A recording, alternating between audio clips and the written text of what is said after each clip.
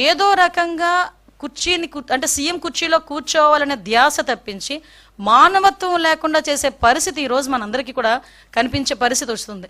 నేనేమంటానంటే అప్పటికి కూడా ఇంకా సమర్థించుకోవడం ఎంత దారుణంగా సమర్థించుకుంటున్నాడంటే వాళ్ళ నాయకులందరూ బయటకు వచ్చి ఇదేదో మార్ఫింగ్ చేశారు, ఇలా చేశారు, అలా చేశారని క్లియర్గా వీడియోలో కనిపిస్తుంది. సింగయ్య అనే దళితుడు ఆ కారు కింద పడి నలగడం క్లియర్గా కనిపిస్తూ ఉంది.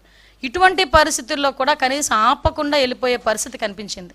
అంటే చాలామంది జగన్మోహన్ రెడ్డి గురించి అతను మాట్లాడితే బయటకు వచ్చి విలువలు, నీతి, నిజాయితీ, జాలి, దయ ఇలాంటి పదాలు కొన్ని జగన్మోహన్ రెడ్డి నోట్లోంచి రాకూడదండి.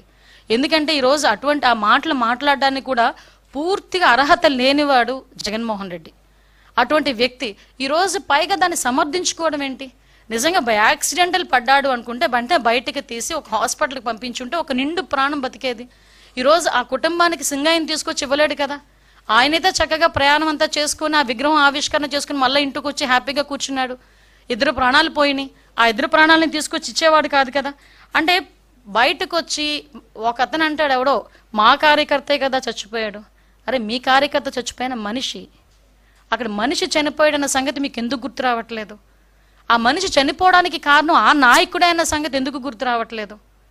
మళ్ళా పైగా దాన్ని సమర్థించుకునే పరిస్థితి మనం అందరం కూడా చూస్తూ ఉంటే సమాజంలోని హింసని ప్రేరేపించే పరిస్థితి. ఎంత దారుణంగా హింసని ప్రేరేపిస్తున్నాడండి. అంటే ఒక నేరస్తు చాలా సందర్భాల్లో గౌరవ చంద్రబాబు నాయుడు గారు ఒక మాట అంటారు, సీఎం గారు ఒక మాట అంటారు, రాజకీయ ముసుగులో ఉన్న ఒక నేరస్తుడు. ఎస్, ఆ పదానికి ప్రాపర్ యాప్ట్ ఎవరంటే జగన్మోహన్ రెడ్డి.